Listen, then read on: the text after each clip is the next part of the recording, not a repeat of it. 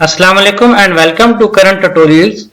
आज हम frequency modulation और फेज मॉड्यूलेशन को कंपेयर करेंगे। तो स्टार्ट करते हैं। फ्रीक्वेंसी और फेज के बीच में क्या रिलेशनशिप होता है ना, देखिए फ्रीक्वेंसी जैसे आपने सुना होगा, फ्रीक्वेंसी क्या होती है? साइकिल्स पर सेकंड, नंबर ऑफ साइकिल्स पर सेकंड। अगर एक साइकिल से कम का फासला तय किया जाए तो फिर आप फ्रीक्वेंसी कैसे निकालेंगे?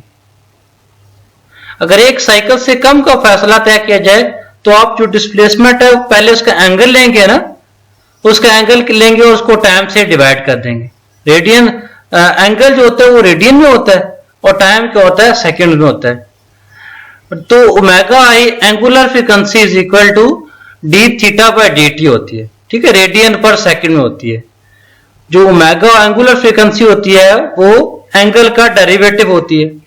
जब फ्रीक्वेंसी एंगल का डेरिवेटिव होती है तो एंगल क्या हो जाएगा? फ्रीक्वेंसी की इंटीग्रेशन, ठीक है ना। देखो ना, फ्रीक्वेंसी जो है वो एंगल का डेरिवेटिव है, D theta by D T है, तो एंगल क्या हो जाएगा? फ्रीक्वेंसी की इंटीग्रेशन। ये चीज आपके ध्यान में रहनी चाहिए ना। इन दोनों एंगुलर मॉड्यूलेशन के अंदर फेज और फ्रीक्वेंसी दोनों मॉड्यूलेशन आती है ना। कुछ बेसिक चीजें देखते हैं एम्पलीट्यूड मॉड्यूलेशन और फ्रीक्वेंसी मॉड्यूलेशन की। अब देखिए हमारे पास एक सिग्नल है phi of T is equal to A cos omega C T plus theta not.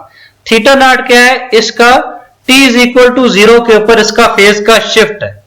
देखिए यहां 0 के ऊपर जो शिफ्ट है, यानी कि ये 0 से स्टार्ट होने के बजाय ये थीटा नॉट से स्टार्ट हो रहा है, ठीक है। अगर इसकी जनरलाइज फॉर्म की जाए तो ये जनरली हम कैसे करते हैं? 0 से स्टार्ट होता है। थीटा नॉट की वैल्यू हम जनरल फॉर्म में 0 रख लेते हैं ना। अब देखें A cos omega C T plus theta naught. अब इस केस में एंगल क्या है? Omega C T plus theta naught, ठीक है, ये इसका एंगल है। अब एंगल अगर आपके पास है तो उसकी फ्रीक्वेंसी निकालना चाहें तो ओमेगा क्या होता है? उस एंगल का डेरिवेटिव। ओमेगा क्या होता है? एंगल का डेरिवेटिव। अब इस एंगल का डेरिवेटिव ले टाइम के लिहाज से तो ओमेगा सी कांस्टेंट आ गया, टी का डेरिवेटिव 1 आ गया, तो ओमेगा सी आ गया प्लस थीटा नॉट कांस्टेंट है तो थीटा नॉट की वैल्यू क्या होगी? 0 हो जाएगी। कांस्टेंट की वैल्यू 0 होती है। तो ओमेगा ऑफ आई यानी कि इसका स्लोप रेट ऑफ चेंज, देखें डेरिवेटिव हमें क्या बताता है? रेट ऑफ चेंज है ना, पर यूनिट टाइम। तो rate of change per unit जाए एक्चुअली स्लोप ही होता है। तो इसका स्लोप निकला D theta by D T. जब इसका एंगल का डेरिवेटिव लिया तो सिर्फ ओमेगा सी आ गया, क्योंकि थीटा नॉट एक कांस्टेंट है, उसका डेरिवेटिव 0 होता है और टी का डेरिवेटिव 1 इसके साथ मल्टीप्लाई होगा। अब प्रैक्टिकल केस में बिल्कुल इस तरह का स्लोप मिलना पॉसिबल नहीं होता है ना। प्रैक्टिकल केस में कुछ इस तरह की फिगर आती है कि इसके ऊपर 7 ऊपर नीचे डिस्टॉर्शंस होती हैं, ठीक है।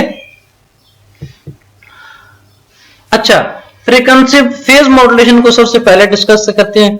देखिए अगर फर्ज करें, हम कंसीडर करें कि थीटा नॉट की वैल्यू 0 है, ठीक है, थीटा नॉट की अगर वैल्यू 0 है तो ये क्या बन जाएगा?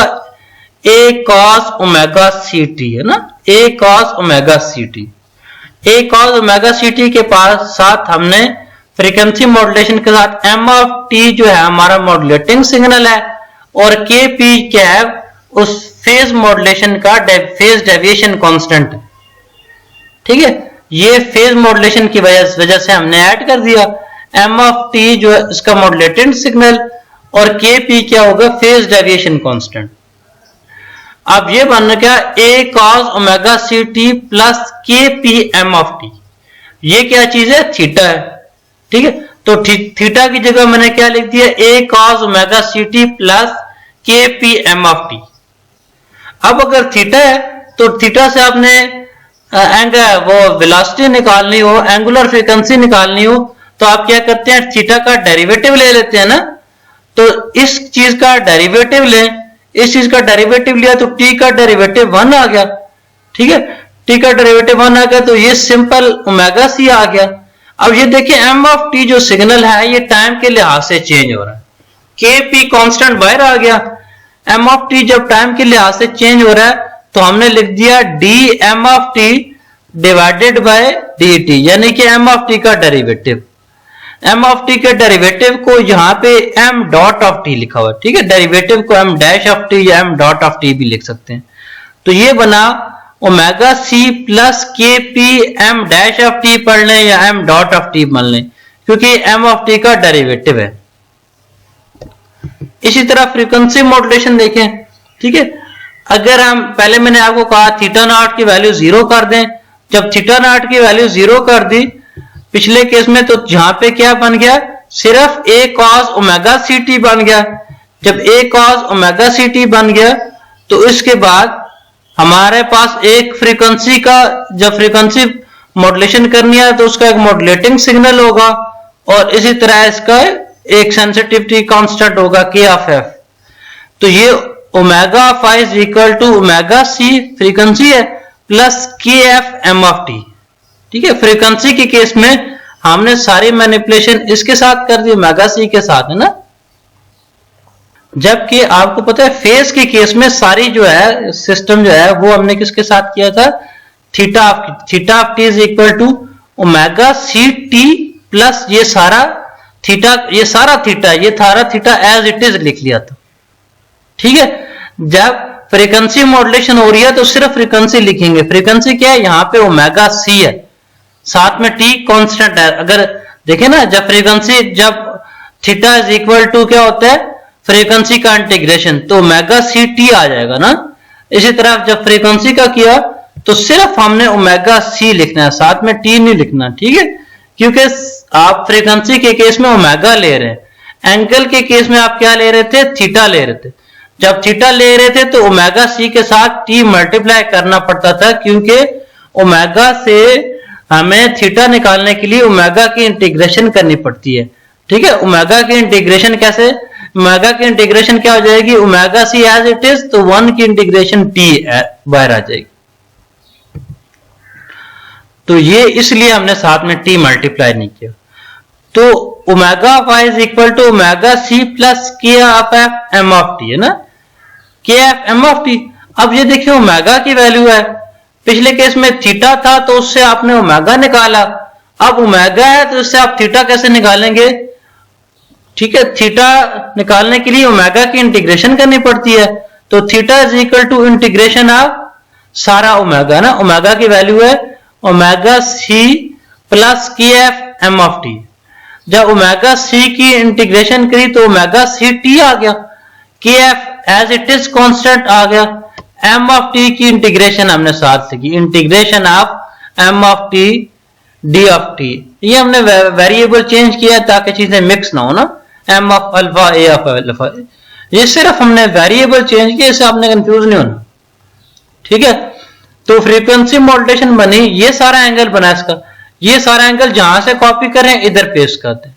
Omega C T plus K of F integration of M of alpha A of alpha ना। इंटीग्रेशन फ्रीक्वेंसी मॉड्यूलेशन में क्या करते हैं, सिग्नल को इंटीग्रेट कर देते हैं ना, जबकि फेज मॉड्यूलेशन में आप क्या करते थे, सिग्नल को डेरिवेट कर देते, के एम डैश ऑफ टी अभी आपने निकाला ना। सिग्नल को अगर डेरिवेट कर दिया था तो हमें फ्रीक्वेंसी फेज मॉड्यूलेशन मिली, इंटीग्रेशन के केस में हमें फ्रीक्वेंसी मॉड्यूलेशन मिली।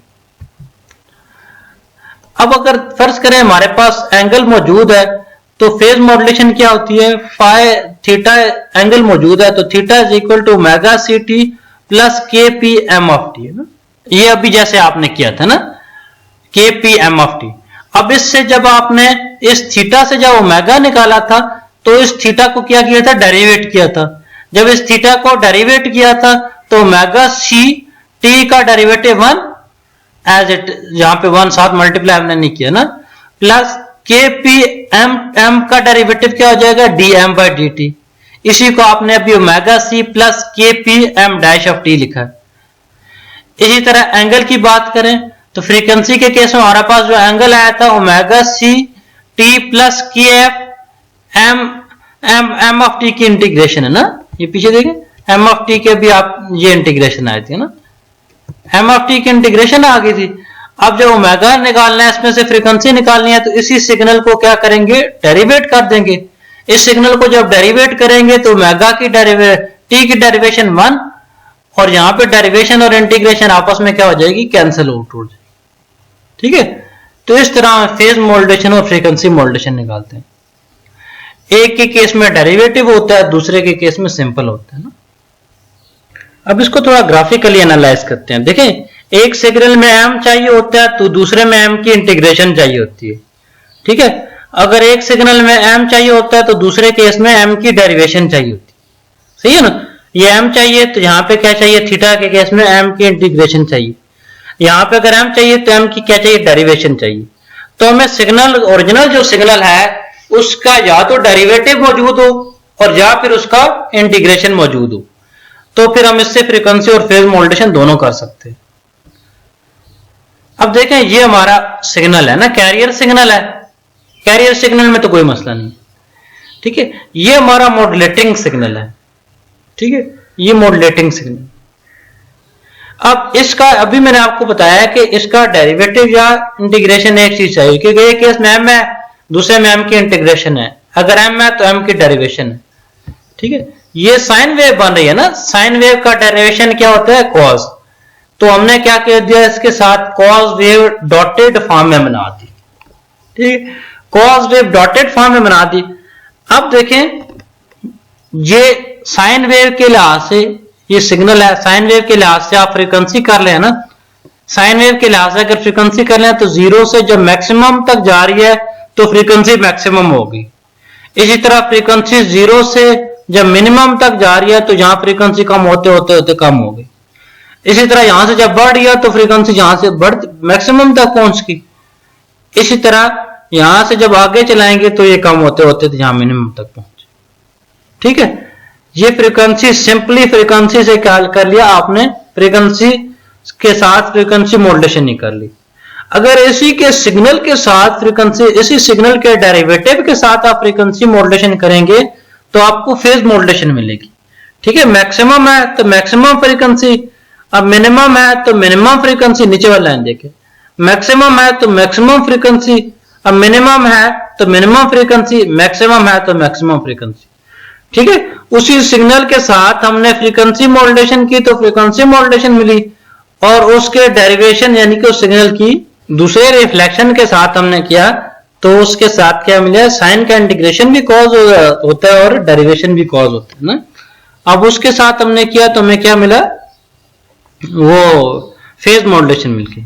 ठीक है, ये यहां से हम देख रहे थे ना, ये के ऑफ एफ था ना, एक सिग्नल सिंपल सा और दूसरा उसका डेरिवेटिव था। अब सिग्नल सिंपल सिस्टम के साथ हमने फ्रीक्वेंसी मॉड्यूलेशन की, उसके डेरिवेटिव के साथ हमें जब फ्रीक्वेंसी मॉड्यूलेशन की तो हमें फेज मॉड्यूलेशन मिलेगी।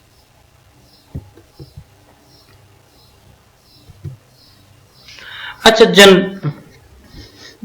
Generation of FM from PM and generation of PM from FM. अगर हमारे पास फ्रीक्वेंसी मॉड्यूलेशन हो उससे हम फेज कैसे हासिल कर सकते हैं, और अगर फेज हो तो फ्रीक्वेंसी कैसे हासिल कर सकते हैं, ये चेक करते हैं। अब देखिए, हमारे पास एम ऑफ टी एक सिग्नल है। ठीक है, इस सिग्नल को अगर इंटीग्रेट करके इसकी फेज मॉड्यूलेशन करें तो हमें फ्रीक्वेंसी मॉड्यूलेशन मिलती है। ठीक है, अगर एक सिग्नल है उसको डेरिवेट करके उसकी फ्रीक्वेंसी मॉड्यूलेशन करें तो हमें फेज मॉड्यूलेशन मिलती है। जैसे देखें, ये पिछले केस में यहां पे एक सिग्नल था, इसको डेरिवेट किया, जब इसको डेरिवेट किया तो साइन का डेरिवेशन कॉस आ गई, इसके डेरिवेशन के साथ जब हमने फ्रीक्वेंसी की तो हमने फेज मॉड्यूलेशन मिल गई।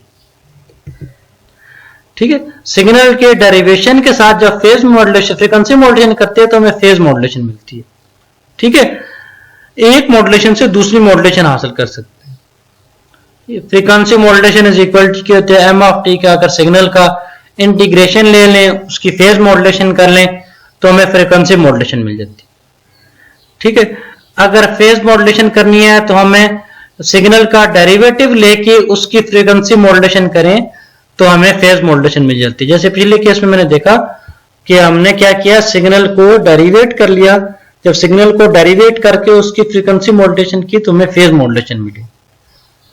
अगर सिग्नल को इंटीग्रेट करके उसकी फेज करें तो हमें फ्रीक्वेंसी मिलती है। ये दो चीजें आपके ध्यान में होनी चाहिए।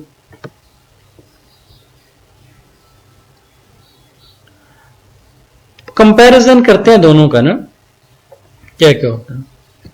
सबसे पहली चीज वही कि सिग्नल को एक से दूसरे वाली फ्रीक्वेंसी बना सकते हैं। फ्रीक्वेंसी से हम फेज बना सकते हैं और फेज से हम फ्रीक्वेंसी बना सकते हैं। वो कैसे बनाते हैं? अगर सिग्नल को डेरिवेट करके उसकी फ्रीक्वेंसी मॉड्यूलेशन करें तो हमें फेज मॉड्यूलेशन मिलती है। अगर सिग्नल को इंटीग्रेट करके फेज मॉड्यूलेशन करें तो हमें फ्रीक्वेंसी मिलती है। आप एक ध्यान में रख लें कि अगर एक सिग्नल है उसको हमने डेरिवेटिव ले लिया, ठीक है, डेरिवेटिव के साथ हमने जब फ्रीक्वेंसी मॉड्यूलेशन की तो हमें फेज मिल जाएगी, ठीक है। Derivative plus frequency is equal to phase. अब जब derivative plus frequency is equal to phase आ जाएगा तो उल्टी चीजें, जब यहां डेरिवेशन डाला तो ऊपर क्या करेंगे? इंटीग्रेशन डाल देंगे। Integration plus phase is equal to frequency. Frequency modulation में हमारा सिग्नल जो होता है वो वेरी हो रहा होता है फ्रीक्वेंसी के लिहाज से, जबकि फेज में जो होता है वो हम फेज की डेविएशन के प्रोपोर्शनल होता है। इसकी नॉइज इम्यूनिटी जो होती है निस्बतन ज्यादा अच्छी होती है ना फेज मॉड्यूलेशन की, ठीक है। इस केस में जो फ्रीक्वेंसी मॉड्यूलेशन है इसकी SNR निस्बतन बेहतर होती है, ठीक है। इसकी नॉइज इम्यूनिटी ज्यादा होती है और इसकी क्या होती है? SNR अच्छी होती है। लेकिन इसकी FM से नॉइज इम्यूनिटी कम होती है ना। अब इसकी इससे ज्यादा होती है, इसकी नॉइज इम्यूनिटी ज्यादा होती है AM से, इसकी नॉइज इम्यूनिटी FM से भी ज्यादा होती है। यानी कि जो फ्रीक्वेंसी मॉड्यूलेशन है इसकी नॉइज इम्यूनिटी भी ज्यादा है, इसकी SNR भी ज्यादा है, तो ये ज्यादा इस्तेमाल होती है, ठीक है। इसकी रेंज जो है 88 से 108 तक होती है। इसमें मॉड्यूलेशन इंडेक्स होता है जो हम पहले पढ़ चुके हैं ना। अब फ्रीक्वेंसी मॉड्यूलेशन में हमारे पास सिग्नल जो होता है वो इंस्टेंट फ्रीक्वेंसी के अगेंस्ट वेरी हो रहा होता है। फेज मॉड्यूलेशन में हम क्या सिग्नल जो होता है वो प्रोपोर्शनल टू फेज हो रहा होता है, ठीक है। फ्रीक्वेंसी जो होती है वो डायरेक्टली वेरीड हो रही होती है, ठीक है। जब फ्रीक्वेंसी डायरेक्टली वेरी हो रही होती है तो फेज इनडायरेक्टली ऑटोमेटिकली वेरी हो रहा होता है, ठीक है। ये बात बड़ी अजीब सी है कि जब आप फ्रीक्वेंसी वेरी करते हैं, देखो ना फ्रीक्वेंसी क्या होती है, फ्रीक्वेंसी और फेज आपस में एक दूसरे का डेरिवेशन एंड इंटीग्रेशन से फाइंड करते हैं ना। Omega is equal to D theta by D T है ना। तो ओमेगा जो होता है वो D theta by D T होता है। इसी तरह का थीटा निकालें तो वो ओमेगा का क्या होता है? इंटीग्रेशन होता है। जब हम फ्रीक्वेंसी डायरेक्ट वेरी कर रहे होते हैं तो फेज जो कैरियर है वो इनडायरेक्टली वेरी हो रहा होता है। इसी तरह जब हम फेज डायरेक्ट वेरी कर रहे होते हैं तो फ्रीक्वेंसी इनडायरेक्टली वेरी हो रही होती है, ठीक है। तो ये एंगल मॉड्यूलेशन दोनों जो साइमल्टेनियसली परफॉर्म हो रही होती है, ठीक है। Thank you very much. Current tutorial को सब्सक्राइब कीजिएगा।